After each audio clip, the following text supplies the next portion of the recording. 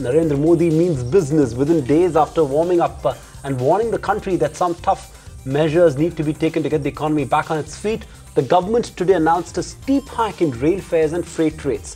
Passenger fares have been hiked by over 14%, while transportation costs are up 6.5%.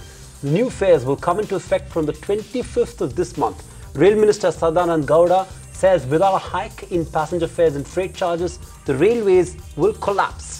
Economists and corporate leaders agree, saying that the current level of subsidies is totally untenable. But some analysts fear that the steep hike in freight charges could stoke inflation even further. The opposition is already up in arms. Former Railways Minister Lalu Prasad Yadav has called for an immediate rollback, while Nitish Kumar of the JDU, who held the railways portfolio during the Vajpayee government, criticized the government for bypassing parliament. The Modi show has just begun. Less than a month after taking charge, PM Narendra Modi has taken the first step towards fiscal discipline. Passenger fares will go up 14% 5 days from now, while freight rates will rise 6.5%. This is the steepest hike in fares in almost 15 years. The last time a minister dared to propose a double-digit hike, he lost his job. But the NDA is happy to not take any credit for this fare hike. Today I signed that order. It will come into effect on 25th because the officers require another 2-3 days time to implement it. It was done by the previous government, and an interim budget, a consolidated budget, was given by them. Indeed, at 26,000 crore rupees, the passenger subsidy for railways had been a huge burden on the exchequer. This fare hike is expected to ease at least some of it. This could be the first of many fare hikes, as the government is keen to modify the Rail Tariff Authority with a clear mandate to review fares every 6 months. Prime Minister Modi clearly wants to depoliticize any decision on passenger fares.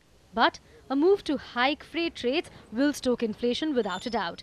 Passenger fare hike alone could add 10 basis points to CPI inflation, while the impact on WPI could be a little more. This fare hike could be a bitter pill for the Aam Aadmi, but this is one decision that had to be taken and could very well be a precursor to many more reforms in the railways. Up next is FDI, and a bold decision on fare and freight will send the right signals to foreign investors. Suchetna Ray and Shriram Iyer, ET Now, New Delhi.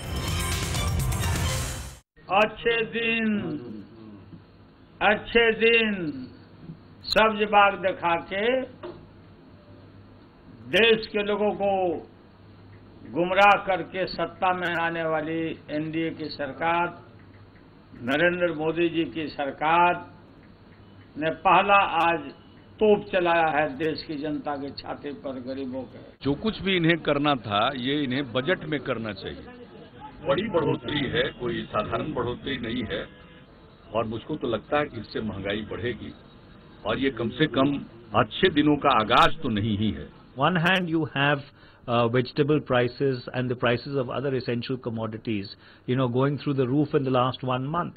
On the other hand, you have this increase on in railway fares. So what kind of a sensitivity is this, that those who till yesterday were talking about the Aam Aadmi and how his concerns should be addressed, have now started doing exactly the opposite by imposing as much burden as they can on the so-called Aam Aadmi who has voted them into power.